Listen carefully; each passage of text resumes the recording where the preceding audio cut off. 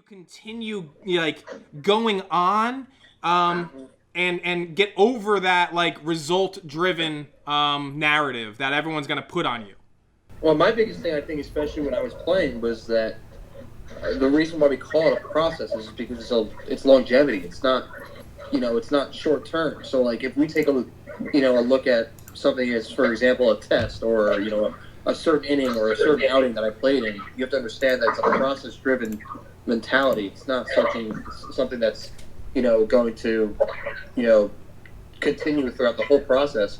I think it's something that you have to question after a certain number of times that it happens. So let's say, I'm dieting, I'm losing weight, and I throw a good outing, and then I throw my next 7 outings pretty poorly, and I'm losing velo, I'm losing weight, I'm just not even, feeling great on the mound.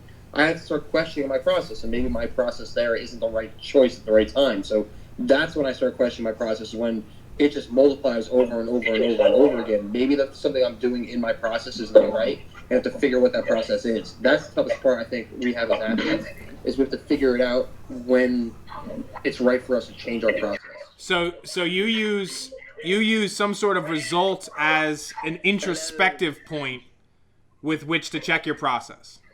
Yeah. So if you want to quote unquote lose weight, then if you're not losing weight, then you're going to check your process. Yes. Okay. Interesting. If that makes sense. Yeah, no, I mean, it makes sense, and I love that you brought up the diet thing, just because I know diet, and I say this all the time. Most people diet, and they fail at dieting, or they fail at gains. Like, a lot of kids want to gain weight, a lot of kids want to lose weight, whatever, and it's all because they're focused on a number or a result.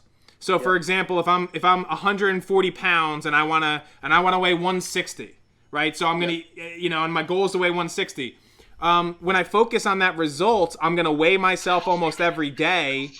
And generally what happens is all of a sudden I weigh 150, and I get pissed off and I wind up shutting down.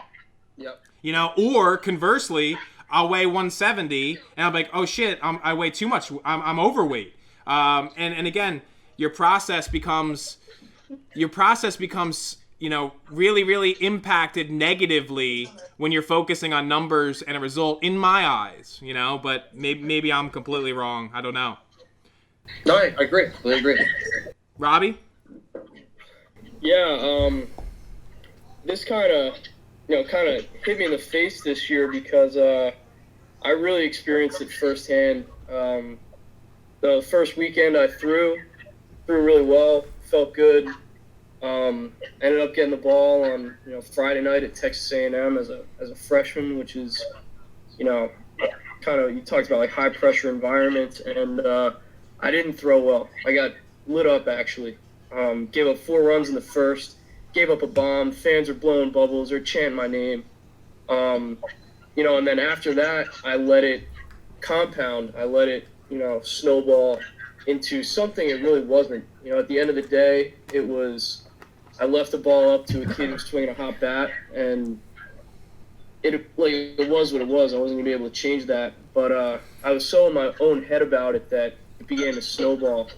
And it wasn't until I took a step back and stopped worrying about what external factors were leading to how I was throwing the ball, which was pretty poorly for 1 or 2 or 3 weeks in a row, and just focused on what I was doing, how I was going about my business, and by the next time I got the ball to start the game, I threw really well. And I think the key to that was just getting my confidence back. I think confidence plays a big role, and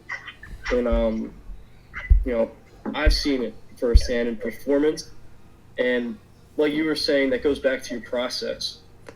Just trusting in what you're doing is going to get you to where you want to be. Because for 2 weeks I was lost. I